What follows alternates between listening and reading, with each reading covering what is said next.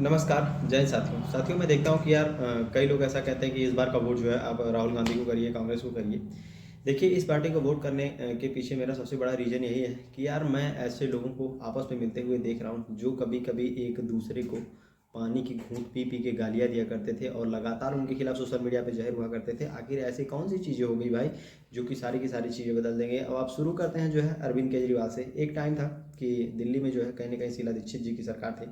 जो कि कांग्रेस समर्थित मुख्यमंत्री थी और वहीं अरविंद केजरीवाल दिन रात ये गालियाँ दिया करती थी कि इनकी कमरों में 10-10 एसियाँ लगे हैं, जनता का पैसा लूट रही हैं, जनता का पैसा एसी में बर्बाद कर रही हैं। आज स्थिति ये बनी है कि ये कांग्रेस के साथ अलायंस के लिए तैयार है। फिर आप नेता संजय सिंह को मैं देखा, संजय सिंह की भी सेम कंडीशन थी। संजय सिंह की वही थी कि एक बार वो मंच से खड़े होके सपा से लेके पूरे भारत में जितनी भी वंशवादी पार्टियां हैं या जिनकी पार्टी के नेता वंशवाद के तहत आगे बढ़ रहे हैं उनको लगातार टारगेट करते थे और लगातार बोला करते थे, बता रहे थे कि सपा के जितने भी बड़े बड़े नेता हैं वो उनकी पार्टी से हैं। जैसे सपा कहीं कहीं न कहीं वंशवादी पार्टी है और वो बताते थे कि उनके चाचा भतीजा बुआ फूफा सब उसमें जो है कहीं न कहीं भरती हैं।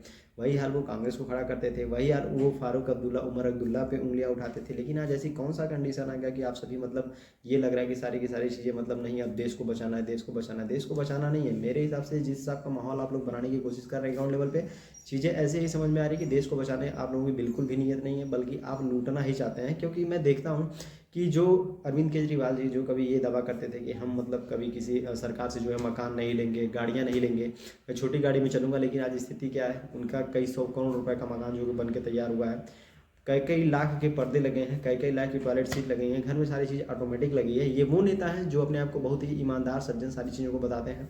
और आपको बता देते हैं गोवा चुनाव में अभी इनकी धांधली पकड़ी गई है, जहाँ पे आम आदमी पार्टी लगभग 100 करोड़ रुपए से ज़्यादा जो है कहीं न कहीं प्रचार में खर्चा किया है।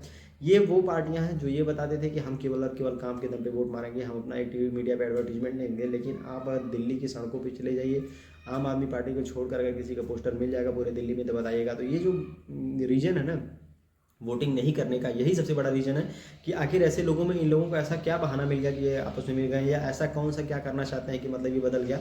आखिर जब कांग्रेस पार्टी आती है वो बताते हैं कि मतलब हम आएंगे तो यूथ के लिए इतनी नौकरियां देंगे, ये करेंगे वो करेंगे, हमें एयरपोर्ट वगैरह को हम प्राइवेट नहीं होने देंगे, ये करेंगे। आपको पता है बम्बई एयरपोर्ट जो है वो कहीं ना कहीं कांग्रेस के टाइम से ही प्राइवेट कंपनी को टेंडर में दिया गया, वो कंपनी संभाल रही है। अगर कोई कंपनी बेहतर फैसिलिटीज़ दे रही है, एम्प्लॉइयों को बढ़िया खाना दे रही है, सुविधा दे रही है, रहने की व्यवस्था दे रही है, अगर उसको जो है प्राइवेट सेक्टर में दिया जा रहा है तो मैं इन सब चीज़ों की बुराई नहीं करता हूँ। और प्राइवेट सेक्टर जितनी अच्छे तरीके से इन सब चीज़ों को चला सकता है। आप देखे होंगे कि लोगों की मानसिकता क्या है, खासतौर से यूथ की मानसिकता। लोगों को यूपी में मैं देख रहा हूँ शिक्षक बन के आ जाना है, लेकिन स्थिति उनकी दिमागी स्थिति इतनी गड़बड़ है कि वो आने के बाद इसीलिए वो शिक्षक ही बन रहे हैं कि उनको कोई काम ना करना पड़े, पढ़ाना करना पड़े, बस आ रहे हैं, सो रहे हैं, खा रहे हैं और चले जा रहे हैं।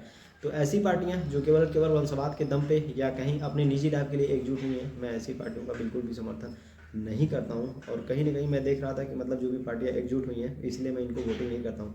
आप सभी लोगों की ऐसी पार्टियों की क्या राय है, कमेंट सेक्शन में जरूर बताएं।